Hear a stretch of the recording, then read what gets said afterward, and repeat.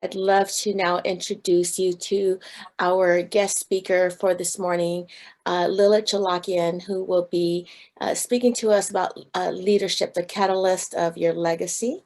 And I'll just share a little bit about her. She is the founder and CEO of New Gen Global Leaders on a mission of developing self-aware, conscious, mindful, and evolved leaders across all generations who truly value and add value to people.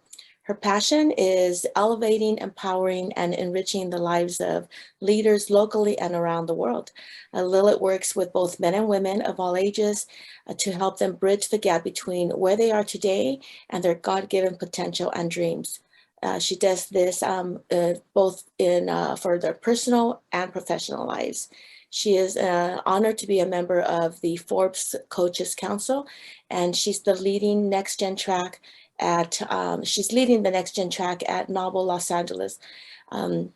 She is a certified professional coach, and she's also a certified John C. Maxwell coach, speaker, and trainer.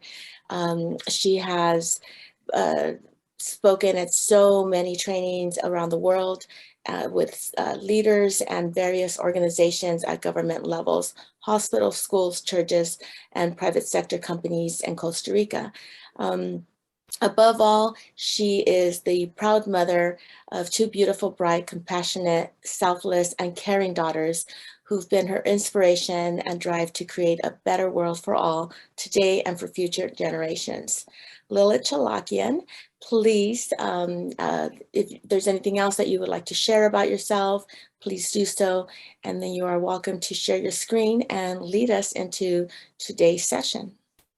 Thank you so much, Carmen. Thank you for that introduction, even though I'm the one who gave it to you, right? It is great to be here, ladies and gentlemen, and I really appreciate this opportunity, Carmen. Thank you to you and your entire committee for allowing me to be the speaker here today and to add value to your community. I love the fact that you are focused on education as well, because without education, we cannot change ourselves. So self-awareness, and you've heard my mission, and I'm going to repeat through my slides again what my mission is, and it all starts with self-awareness, and it goes on with evolving and learning and becoming a better versions of ourselves, and that's basically what my passion is all about. So let me quickly share my screen so that way we can get started. As Carmen introduced me, I am a founder, and you can see my screen, right? You can see my slide right now? Yes. Okay. I just want to make sure.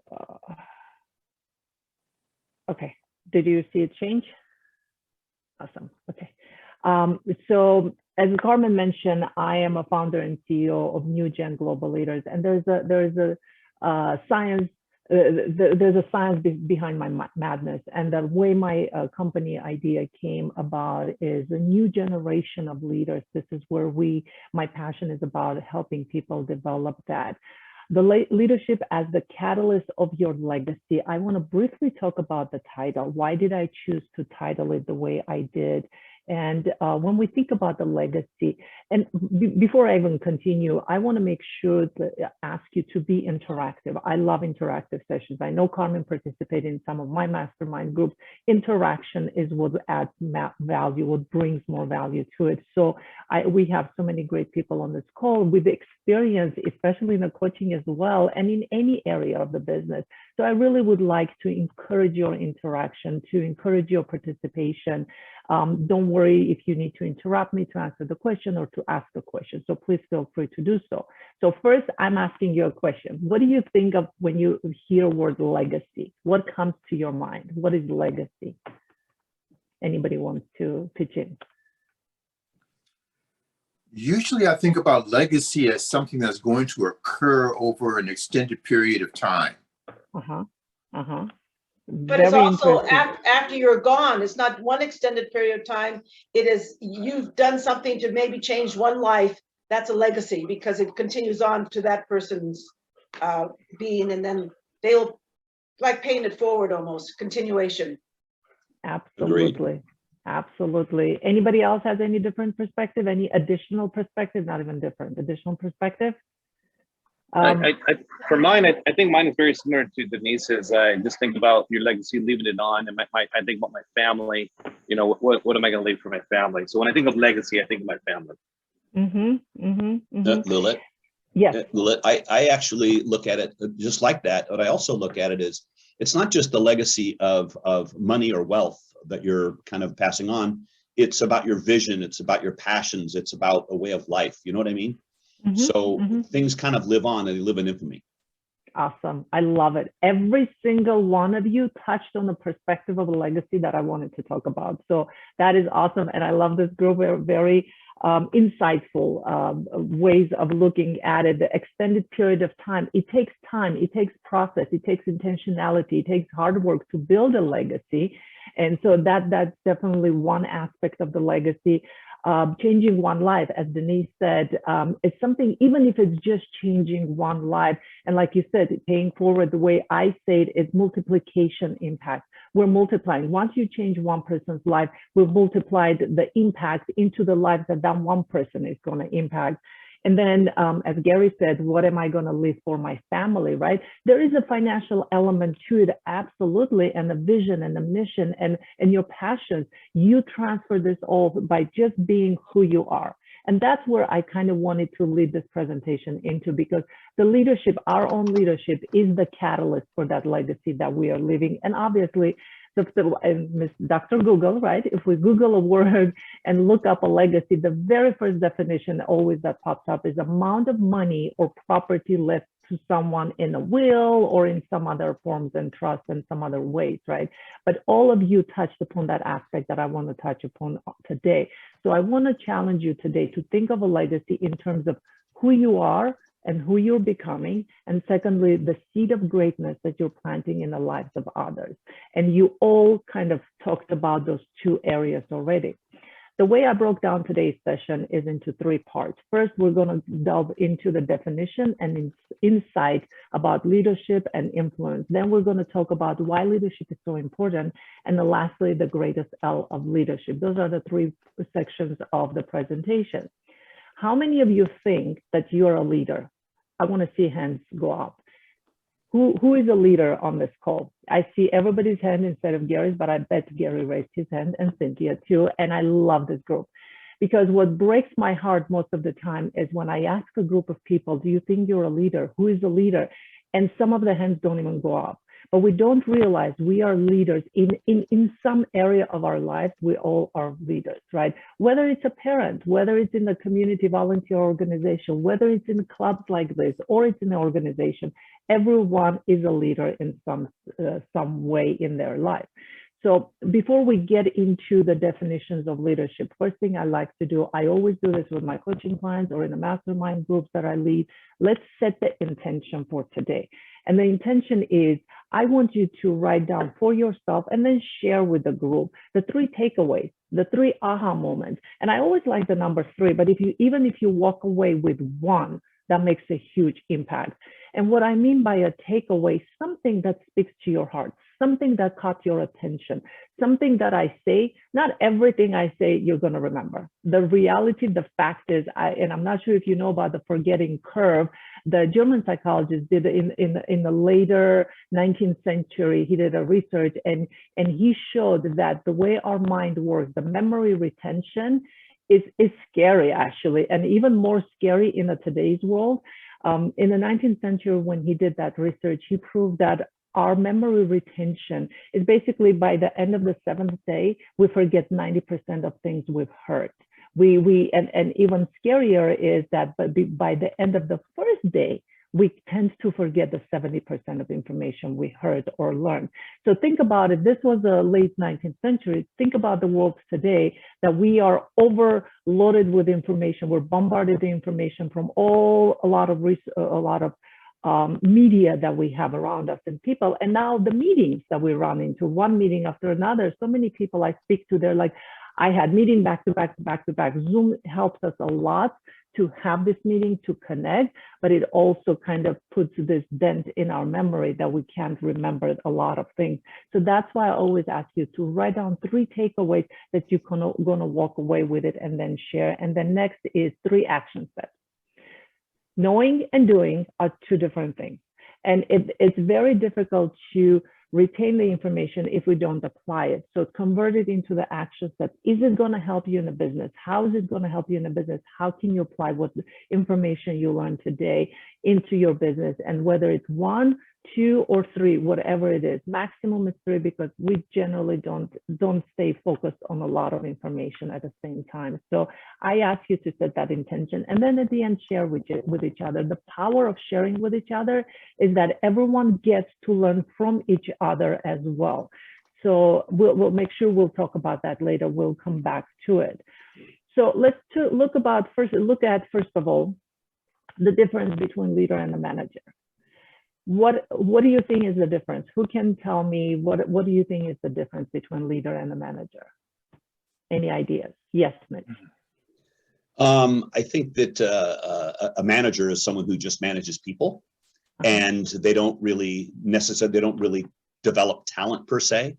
I think a leader is the one that is the captain at the helm that actually steers the business and into whatever goals, toward whatever goals that the organization has. And leaders actually develop talent. They actually develop good managers, and managers in turn can help develop their staff. I love it. I love it. They develop the managers, and then they allow the managers to continue, because they cannot, especially if you're looking at the larger organizations, they cannot be directly working with their employees. They have to work through the managers. So how we develop them as well. Anybody else wants to add in? Yes, Denise. Oh, I always see that the leader and the managers have to work together, because the leader shows vision and the manager does the day-to-day stuff. Whereas the vision overall, if you're working towards a goal, you got to work together there. Yes, and I think just to add to that, what Denise mentioned is that, yes, the manager implements the vision that's developed from the leader, by the leader or the team. Absolutely. I love it. I love it. This is an amazing group. So you've talked about all aspects of it. Gary, I saw you unmute and mute. Did you want to add something else? I was going to say, there's different styles of leaders as well. And I think one of the styles that I think my leadership comes in as far as like the coach, just trying to not only motivate and encourage the people that I work with, but also show them how to do it as well. And so when I think of leader, an immediate word that comes along with it is coach, along with vision. Absolutely. I love it. I love every single definition. Again, you touched upon every single aspect. In the simplistic way, I'm going to put it this way. Leader is about people. Manager is about processes. The implementing, the managing, yes, Mitch, you said managing people. It's more of managing processes, making sure that people get the processes done, whatever the procedures are and the processes in the organization. And leader is the vision builder. The leader is people developer. Leader is a coach, like Gary said, is a coach and a mentor, right? And earlier, somebody said that you develop the manager to do coach their employees, help their employees and make sure they perform at their highest level. So yes, leader is a coach, a mentor, a visionary, and it's all about leadership. Is all about people. It's all about people, how we develop people. And this is the way I love to define the greatness of a leader is not in the wealth they have acquired, but in the life they have enriched. Remember, like I said earlier, we're planting a seed of greatness in people. So yes, absolutely, Denise, you touched upon this too. It's important, and a lot of times, if we're talking about smaller organizations, leader wears a manager hat, sometimes a leader hat, coaches hat, mentor hat, trainers hat, and a role model, as Gary said. We as leaders, all of us, we are role models by our experience, by our example, by our integrity, by what we say and what we do. People observe us more and they watch us more than they listen to us. So that's where the leadership it comes into. So there's a difference there. And leaders is about people and management is about the processes. So the best definition, my favorite definition of leadership is by my mentor, John C. Maxwell himself. And no, I'm not biased. I love John C. Maxwell. He's a great mentor, but this is the most simple, but yet very profound definition. It says leadership is influence, nothing more, nothing less. So when we think about leadership as when we're working with people, it's about influence. It's about influencing people to perform at their highest, at their best, to perform to their highest potential, their God-given potential, to have coaches like Vernon, and who is executive performance coach, right? That's the goal, is to help every person to get the best out of them and perform at their best and be their best version. And as my mission is to develop self-aware, conscious, mindful, and evolved leaders. Those are the important terms for me, because it all starts with self-awareness. As Sheryl Sandberg, she's the CEO of Facebook, she said, you cannot change what you're not aware of. But once you're aware of it, you cannot help but change. So self-awareness is the key. We really need to start with that self-awareness, and then having the conscious understanding. What are the beliefs? What are the thought processes? What is my mindset? What is driving my behavior? What is driving my interaction with people? And then being mindful about people around us. I love how Gary said is different leadership styles. Yes, there are absolutely different communication and leadership styles. There's a leader who walks side by side, and we all wear those different hats. Sometimes you lead from up front. Sometimes you lead from the front, from the side of the person. Sometimes you lead from behind and kind of encourage and push them forward, right? So there's a different styles of leadership, but it's important to recognize and be mindful everybody else is around us, and then constantly educating, being evolved, right? Evolved leaders, that's what we talk about. And your community, your club is focused on education. And that's why I love it so much. So let's look into influence. What is influence? Nowadays, we hear a lot about it, social influencer, right? This person is influencer, that person is influencer. What is it when you think of influencer? What comes to your mind? Who is the person that influences you? Can you share that? Anybody who wants to share? I could share. I think when I think of influence, I think of guiding and steering a certain direction. You know, I think about you know, I help mentor, you know, some kids at Cal State Fullerton who are looking to get in their real estate career, right? And I always welcome them into the office and kind of see what kind of stuff that's going on, so I can kind of help get their mindset and I guess influence them in a way to kind of take away some of the stuff that we're doing well and some of the stuff that maybe they could improve on. I think about a leader. I think about my original boss, and I thought he was amazing at meetings. And I always tried to conduct my meetings as to the way that he would conduct the meetings, because I thought he was just so fluid and it just flowed naturally in the course of the meeting. And so. Very good. Thank you for sharing. And I love how you shared why your prior boss was your influencer. So because it's important, once we think of the person that influenced us, what was it about that person that influenced us? That helps us see the way we are influencing others. I always say, let's turn the table on ourselves. What am I doing? What am I not doing? How am I influencing other people? And I love your passion, Gary, for youth, because I believe that's our future in our society. That's our future leaders who need to develop today by role modeling that you're doing for them. I believe Denise and Carmen, you unmuted yourself as well. You wanted to share? Yeah, sure. All right. Yeah, if I look at, I used to be very involved, and I'm getting back involved in different charitable groups, because in the past, it's your influence that you're helping these people. You're not managing them. You're really helping them. And I consider that the leadership of influencing them for a better life. And just recently I got into one that is that I am just amazed at the chaplains that go into the hospitals and the prisons. And it's all across all religions, all kinds, all cultures, because everybody's trained. It's almost like getting an MBA. And I just admire the people that take their time and they do that. And I'm like, wow, you know, that's great influence. So going back into different charities, helping them out, whatever it is, that to me is leadership and influence. Absolutely. Absolutely. Thank you for sharing that. And Carmen, did you want to add to it as well? Yes, thank you. I'll share that I realized, you know, that there are certain people that have been in my life for many, many years, and some of those include some of my teachers from my early years of school, literally grammar school. To this day, I mean, I feel that I have a friendship with them, you know, kept up with them throughout all these years. And what I realized is that they have become, an influence in my life because I seem to reference them every so often, you know, if something comes up, a topic comes up, or just sharing about something that I learned, and I always reference my teachers.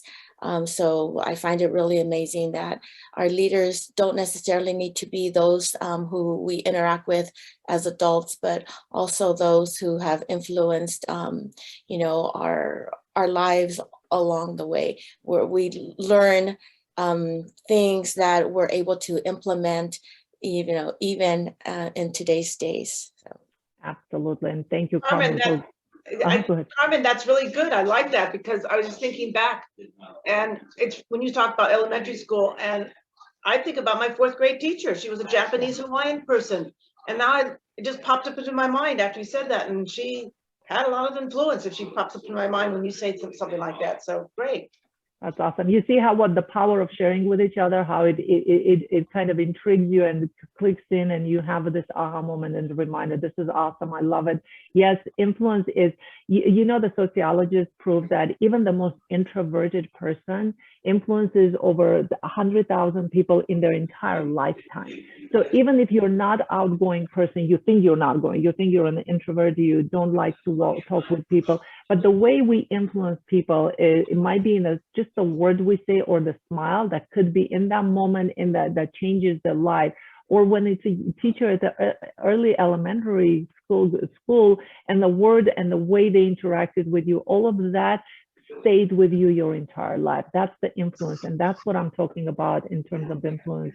And the way I look at it, the way I define the influence is not about your power, not about the control. It's certainly not about your position. It is about where your heart is with your people. Are you serving them and empowering them, or are you using them, right? And serving people, it's sometimes it's very difficult for some leaders to comprehend that. It's not that people need to serve me. I am serving people by empowering them, by giving them the tools and encouraging. And most of all, actually, a lot of times it's a borrowed belief. Sometimes we as leaders, you can see somebody's potential they're not seeing yet. You can give them that belief, you can give them that faith, and they borrow that for a period of time until they really gain their own belief in themselves.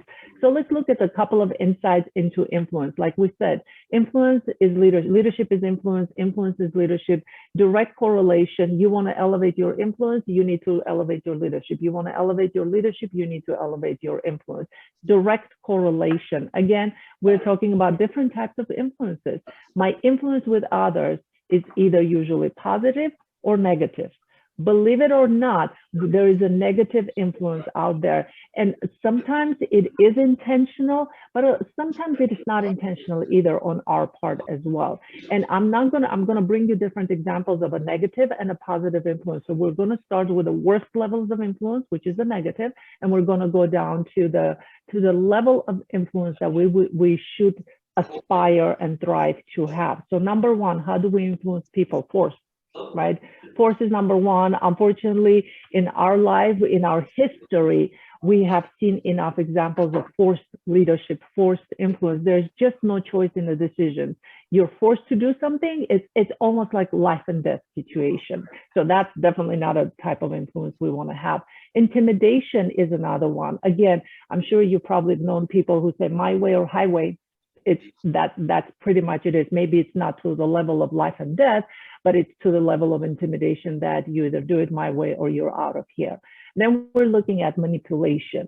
In the manipulative influence, there's a winner and there's a loser. And obviously there's a one-sided interaction. There's a one-sided influence, because I got to win at any cost, and that's the manipulation. And then you look at the positional influence.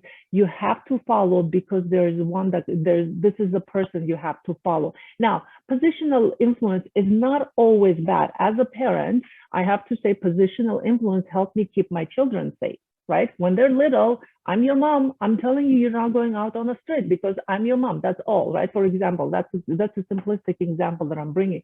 So again, it's not the best, but the positional leadership, the influence sometimes is necessary to keep our people safe, to keep our people on track and moving in the right direction. Then there's exchange, influence as an exchange. We both win something, win-win situation, right? This is a good way of influence. We're going into more positive ways of influence, finding a win-win situations for everyone. Very challenging, but it's a great influence to have because you know that the person is looking out for your interest as well as my own interest, right? And then the persuasion. There's a persuasion influence. We'll follow people because we want to. The word of persuasion actually comes from the Greek word that says through sweetness.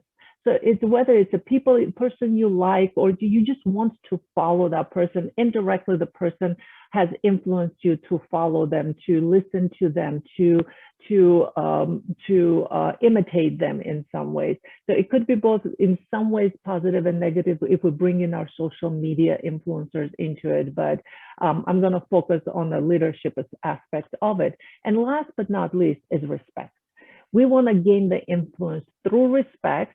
And like Gary and like Denise and like Carmen, every one of you mentioned this impacting and empowering and adding value and helping them be their best version. This is what respect brings to the table.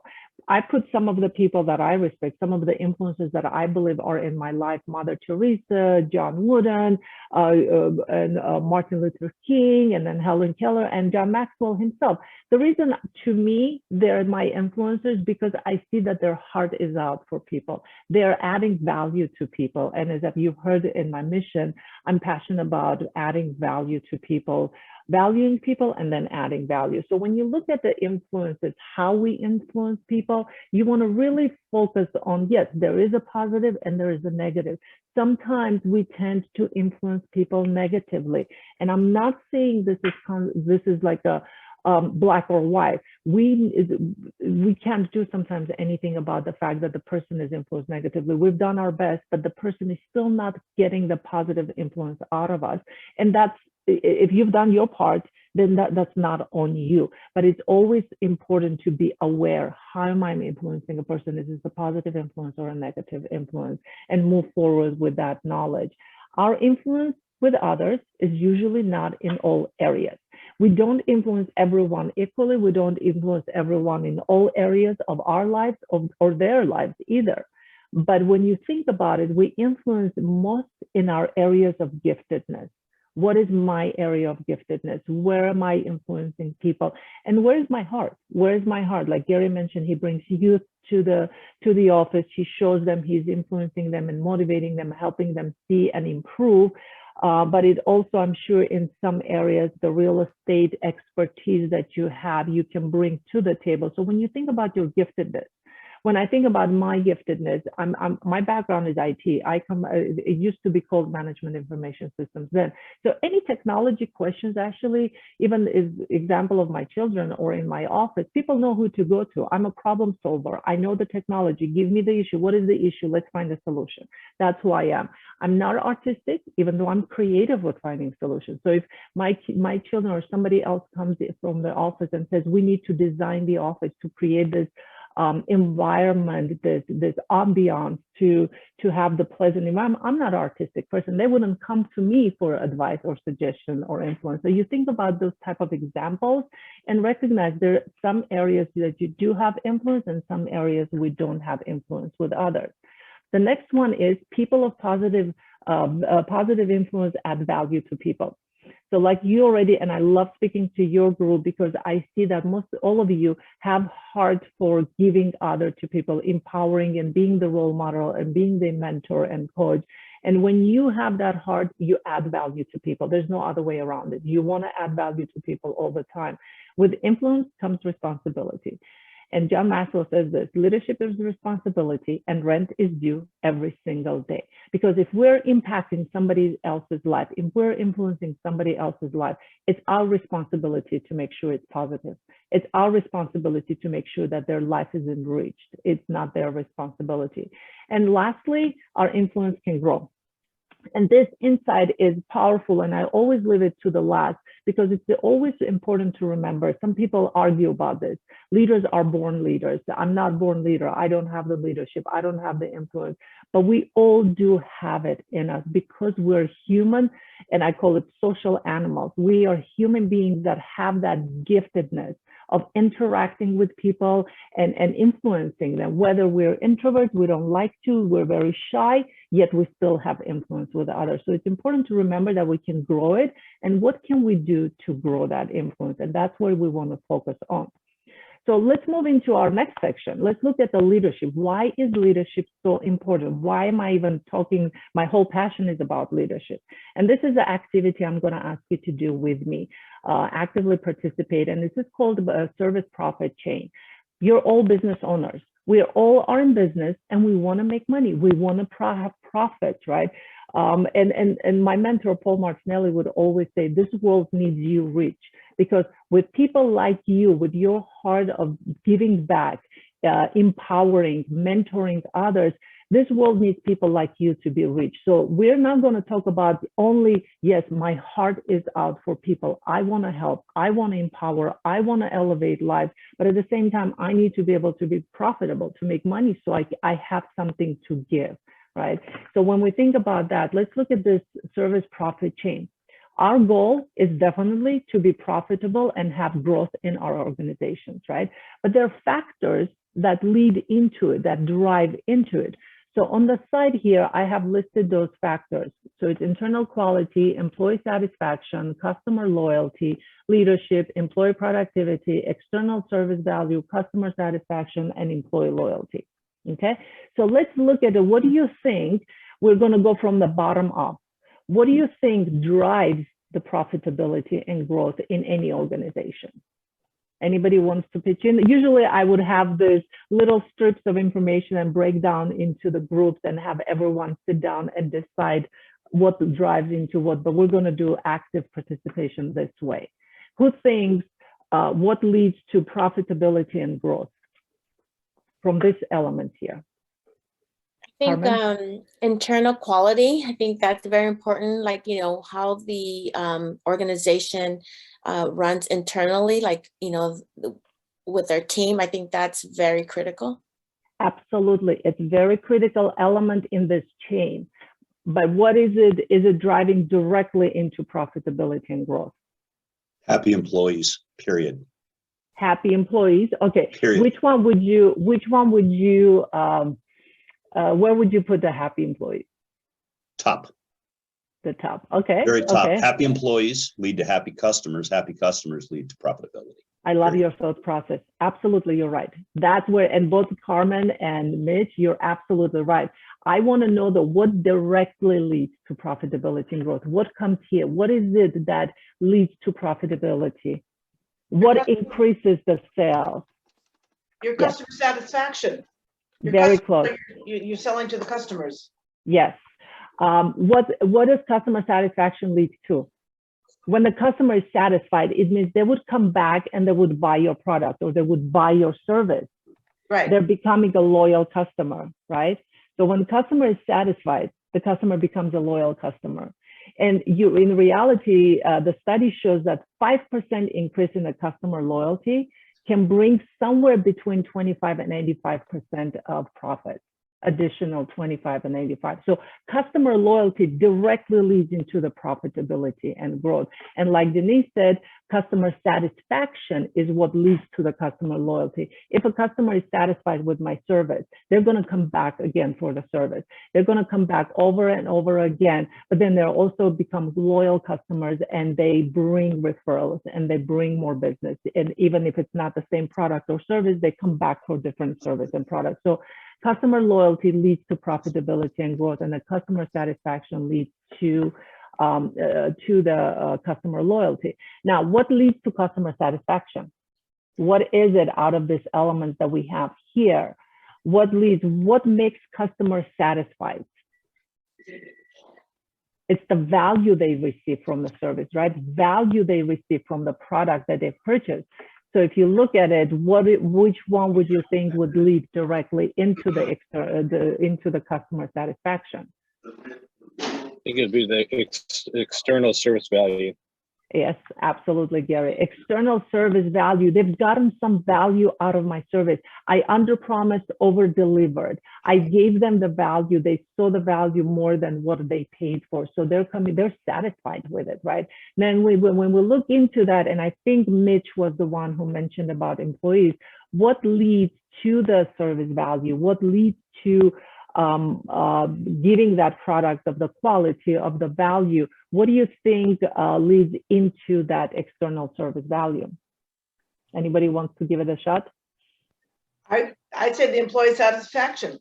Very close, very close. What does employee satisfaction lead into? What do you think it would lead to? If employees satisfied, Productivity.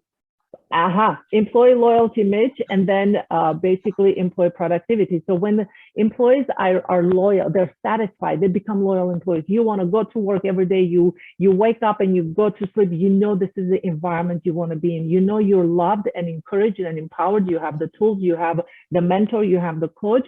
So you're satisfied, and now it turns into loyalty and then into productivity. Loyal employees are productive employees. They do perform. They don't waste their time on social media. They don't waste their time with anything else. They are producing what they need to be producing, what they're there for. And you already, Mitch, I believe it was Mitch one mentioned earlier, the internal quality is what makes the employee, what drives the employee satisfaction. That internal quality includes the culture, the values of the organization, perks as well, but it includes the entire culture in general. So what leads to that internal quality, and the only thing we have left, is leadership. It all starts with leadership. And Gary, I believe, mentioned earlier that, and if I'm wrong, forgive me, I'm trying to remember, I jot some notes down too sometimes, but I believe it was Gary who mentioned leaders are the ones that wear this hat, and they encourage and they empower. It's about people, it's about giving them the tools, it's about encouraging them, right? So leadership is what starts it all off. If we want to have a profitability and growth, we need to look at our leadership. And a lot of times I ask, when you ask leaders of large organizations, you ask, who is more important for you? And a lot of times leaders say that it's the customer. But very often, besides the organizations that are small organizations that we have direct connection with the customer, in the big organizations, leaders do not have direct connection with the customers. And they have that connection to the customer. They have the internal customer and the external customer. They connect to the customers through their employees. We empower the employees, we empower them and give them the tools and encourage them. Why do you think Nordstrom is such a great place to work with? If you ask the employees, they love working there because they're empowered, they're encouraged, they're given the right to make the decisions and to serve the customer at their best. But they have this internal quality, they have this internal satisfaction. So when this is a case for importance for leadership.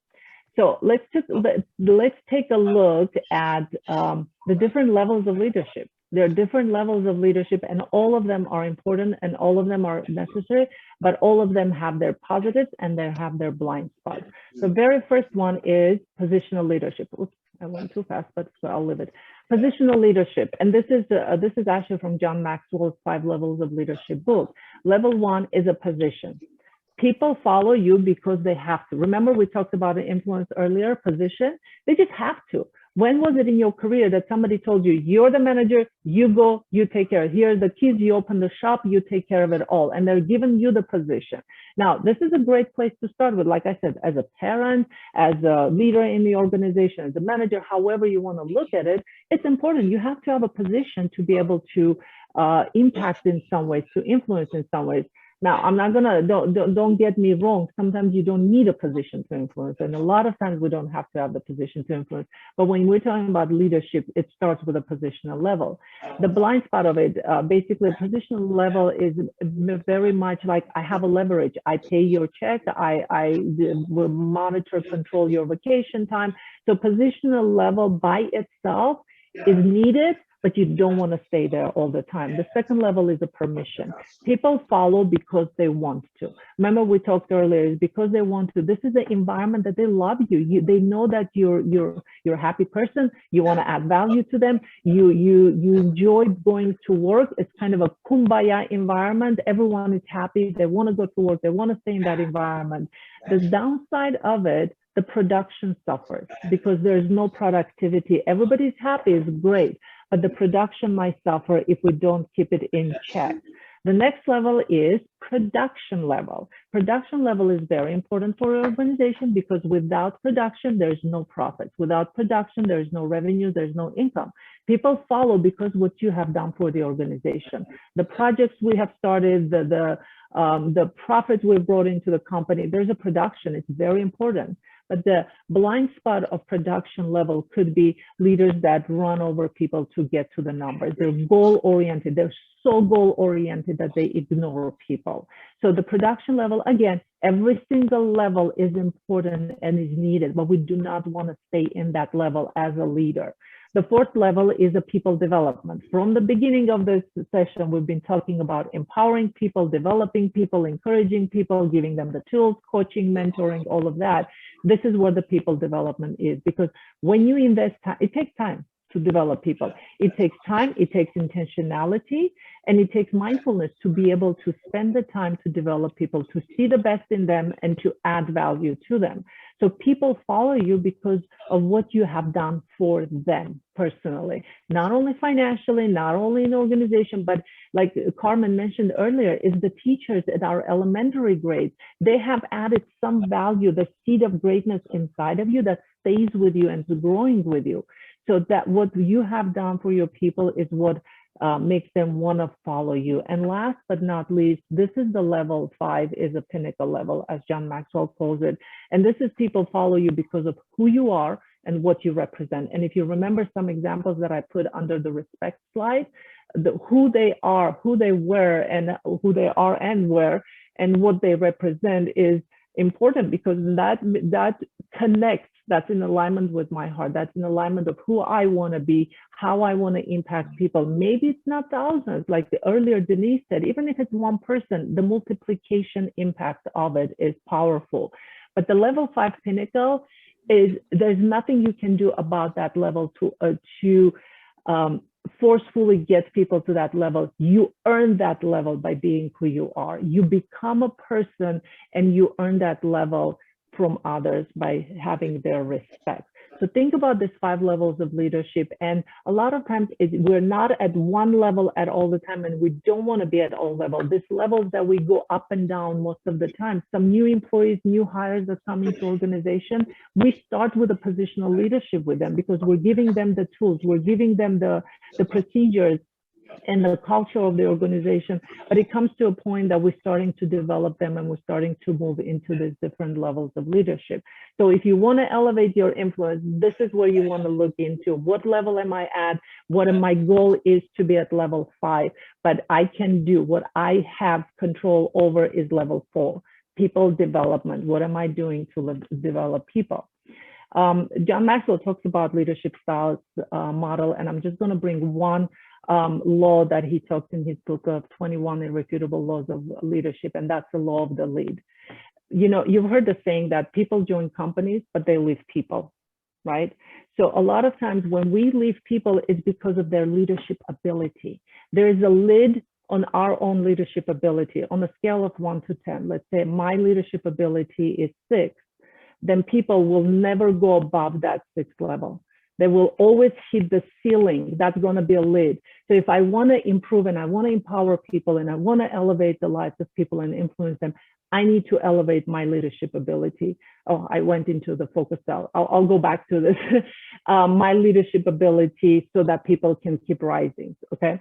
I'll go back to that lid. But here, what I was talking about, leadership styles model, my mind took me off to a different presentation, but people focus versus goal focused. Every leader have to balance this two. We need to be people focused. Like earlier we said, managers and leaders have these two different responsibilities.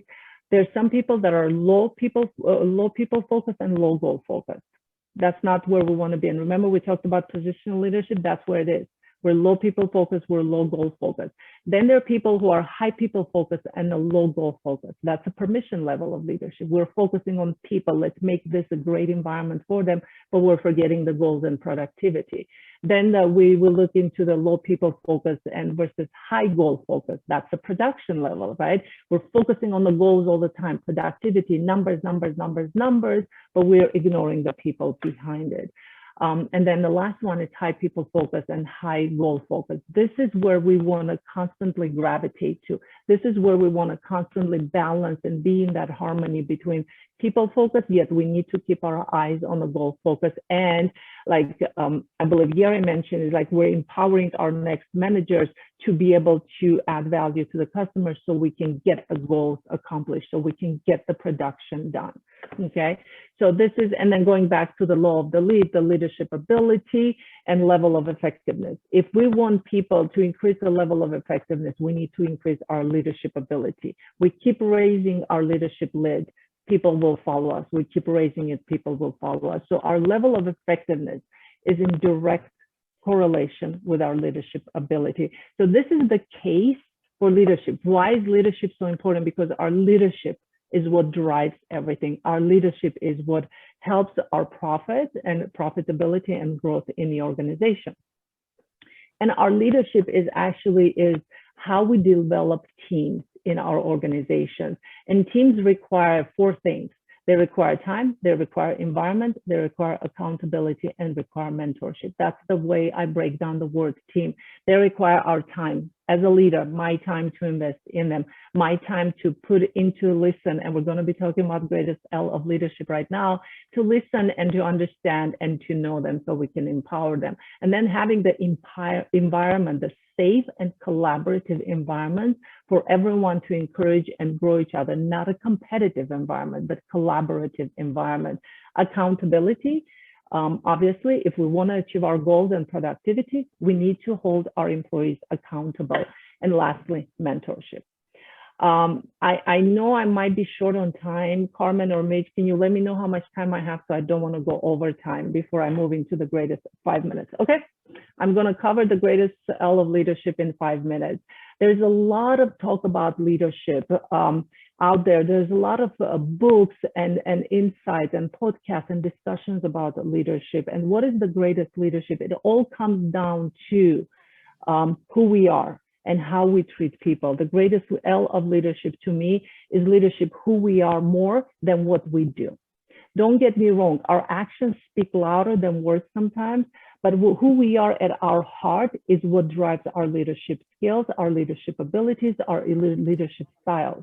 So when you think about it, you research all the greatest leaders throughout our history, you will find one common thing in all of them. It was their love of people. And the way I break down this love of people is in the acronym. Again, I love going with acronyms. And LOVE stands for listen, observe, validate and value, empower and encourage. Now, I'm not talking about the love, this commercialized love that we celebrate every February 14. And I'm not talking about this entertainment, sensual love that is constantly presented in our entertainment world, but this is the love I'm talking about. L of a leader is listen, observe, validate, and value. Let's quickly take a look at what I mean by listen.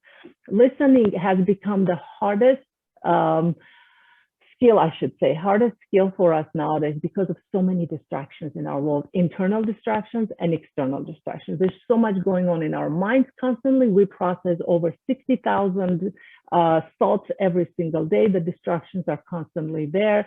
And the external distraction, all the social media, all the bombardment, all the news, all the information, everybody we interact with, there's a lot of distraction that we need to be able to silence. And like I said, spend time with our people and listen to what they're saying, what their hearts are, where they're thinking about. But it also, the biggest challenge is our misconception about listening. Hearing is a function of our physical ears, while listening is a function of our hearts. And the reason I say this is because sometimes we think, okay, I'm listening to a person, I'm hearing what they're saying, I'm hearing their words, but my heart is not there. I'm not stopping to understand them and to know them. That's listening. The O stands for observing. Observing is directly connected with the listening, and I call it the active listening, because now I'm using my eyes. Now I'm watching the person. I'm watching the gestures. I'm watching the body language. I'm watching their interaction with other people. Observing is important because sometimes our body interaction speaks louder than the words we're able to say. But again, the confusion is a lot of times between seeing and observing. Seeing is a function of our physical eyes, whereas observing is a function of our heart. Am I willing to stop and observe and get to know the person, get to understand the person, and be able to add value to them for where they are? It's important as a leader for us to recognize, and it applies to validating and empowering as well. We listen, we observe with an intent to understand and know. We don't need to agree with everything, but we need to want to understand and know. So then we go into the letter V, which stands for validate and value. When you listen to the person, when you observe a person, when you know and understand the person, it becomes so much easier to validate their experiences, their thoughts, their feelings, and value them for whatever it is. When you validate person, you're telling them that I see you, I hear you, and you matter. Like I said earlier, it doesn't mean that we need to agree, but we need to validate and value. And validating takes that level of humility, maturity, and care for a human being to be able to stop and validate. And when we value people, we add value to them. And the last letter is E.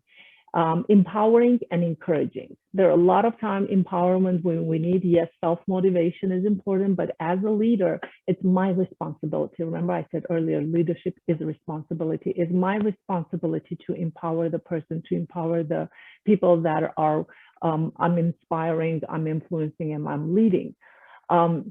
This is a time when I, as a leader, by planting seeds of greatness into my people, I've earned that right to speak into their lives, to speak into and give them the tools that they need to elevate their lives. And this is when I'm able to empower and encourage them. So think about this 4 letters that I talked about, love, and think about how you can apply it into your business, into your life, whether it's in a business, it's in a volunteer organization, it's in the clubs, or it's at home, and it all starts at home. And as you're growing and learning to love your people, it is important to remember that we cannot give what we do not have. So turn the table and start with ourselves. Am I loving myself? Am I listening to my thoughts? Am I observing my feelings and behaviors? Am I validating and valuing myself and empowering and encouraging myself? That self-motivation that comes from within. This is actually the order that is spoken in scripture when Jesus says, love your neighbor as you love yourself. It implies that we have to love ourselves first before we love others. It's not a selfish type of love. It's not an egoistic type of love, but it's valuing ourselves so we can add value to others. So as a leaders, I encourage you to take this, whether it's a 4 letters or whatever you learned about the influence and leadership, and just take one action today, whatever that is, to continue doing the great work that you are all already doing, you've shared with me, and continue adding value to people around you. With that said, if you have any questions, if we have time for a Q&A, or that pretty much closes my presentation. Thank you, Lilith. Thank you so much. So much valuable information.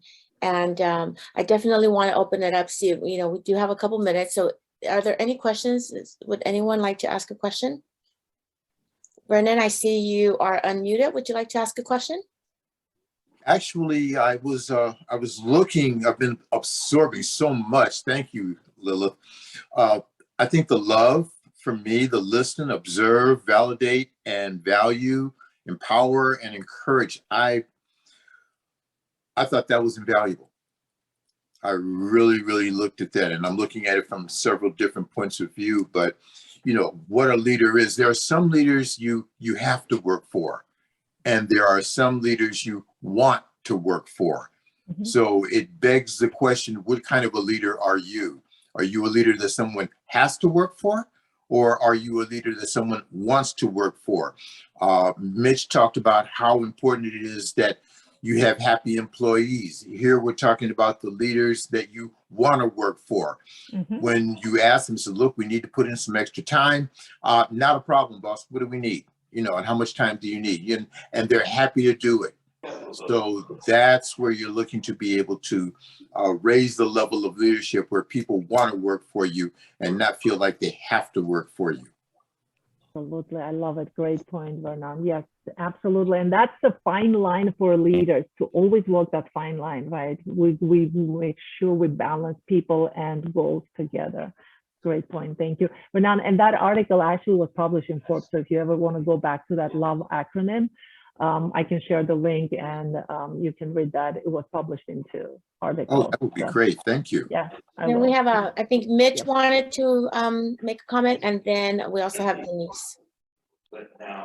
So the LOVE acronym is listen, observe, value, and what? Validate and value. V stands for validate and value. Validate. Yeah. E stands for empower and encourage. Great. Yeah, I think that there's a tremendous amount of takeaways. As a matter of fact, a good friend of mine just came in to get coffee in my office. His office is down the street. And I said, this is a really, really good program. He goes, send me the link to it. I said, I will. Because we're both leaders, you know. I think that I got so much really, really good information out of this. I really need to focus more on this, you know, high people focus, high goal focus, because I have a high goal, but I've got to focus more on the people focus too. Getting there. Yeah, we all are getting there, right? We're in process of becoming better. Remember earlier in the presentation, I said who we are today and who we are becoming. And that's the beauty of this journey of life. We're becoming a better leaders every day. So thank you for that, Mitch. That's absolutely wonderful. And I just shared the link if you want to go back to that LOVE acronym. Go ahead, Denise. I know Denise had a question too. My question, which basically is, this is great. There's a lot to absorb, as Vernon said, and I guess you really need to intertwine your team and love together. I mean, they cannot be separated. I mean, I wouldn't think so, but each one of these, do you go on to teach people how to do some of this stuff? Because even though you might be a natural born leader, you need help with, you know, putting all the puzzle pieces together. So you do give more extensive for companies and stuff like that? Yeah, so that, to your point, Denise, absolutely true. Even the natural born, you cannot stay with a giftedness and skill at where you were when you were born. We constantly need to develop, and to Mitch's point as well, this is a journey of constantly developing our own leadership so we can impact others, so we can multiply our impact with others. And yep, very good. Thank you. Thank you for the shares. Thank you. I really hope this, and since I cannot come back next week, my strength is in holding people accountable. So whatever you can hold each other accountable to, however, like focusing more on goals when Mitch was talking about goals and people focus, right? Hold each other as accountable. Ask each other, how did you apply that? How did the results come? Not every single time you apply it, you're going to have positive results. You're going to be like, oh, I should have done better, right? But just hold each other accountable. And that would be my last challenge I'll leave for you as a group, as a team. And then Gary, did you want to make a comment as well? Well, yeah, I have a lot of comments, but I think overall, I think this was amazing. And I think for me, right, and I think the learning process is that you start learning a little bit here, a little bit there, a little bit somewhere else. And then as you start to learn it all, you start to realize it's all connected, right? But you need like the bridges, you know, to understand how it's all connected. And I think you did a fantastic job of kind of connecting stuff. At least it's been in my mind. But I want to learn more about this. And so do you have any recommendations, books, Maxwell books that maybe we should look into that could help with our leadership journey? Well, I absolutely recommend the 21 Irrefutable Laws of Leadership. To start with that, there are 21 laws that you go through. And there's a second book of Becoming a Person of Influence. Those 2 books are absolute recommendation. 5 Levels of Leadership also, because it gives you more understanding and in-depth of every level. But as thinking about leadership and influence, I would say those 2 books are to start with: the 21 Laws of Leadership, Irrefutable Laws of Leadership, and How to Become a Person of Influence.